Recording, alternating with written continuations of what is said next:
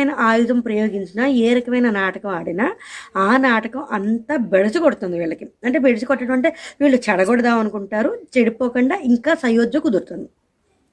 వీళ్ళే ఇద్దరు ఒకళ్ళనొకళ్ళు చేసుకుందాము, ఒకళ్ళొకళ్ళు ఇష్టపడతాం అనుకున్నప్పుడు మాత్రం అనుకోని రీతిలో పెద్దలు కొట్టుకుంటారు. ఎంత దారుణంగా కొట్టుకుంటారంటే ఇంక సంబంధం మాకొద్దు, మేము వెళ్ళిపోతామని వెళ్ళిపోతారు.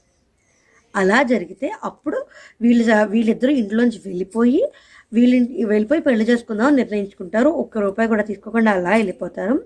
అలా వెళ్ళిపోయిన తర్వాత అప్పుడు వీళ్ళ పెద్దవాళ్ళు వీళ్ళని పట్టుకొని పెద్దవాళ్ళు ఇద్దరిని ఇరు కుటుంబాల పెద్దవాళ్ళని పూర్తిగా ఒప్పించి అప్పుడు వీళ్ళిద్దరు మళ్ళీ పెళ్లి చేసుకుంటారు. ఇందులో హీరోయిన్కి ఒక స్నేహితురాలు, హీరోకి ఒక స్నేహితుడు, హీరోకి ఒక లవరు, హీరో అమ్మా నాన్న వాళ్ళ కుటుంబము, హీరోయిన్ అమ్మా నాన్న వాళ్ళ కుటుంబం.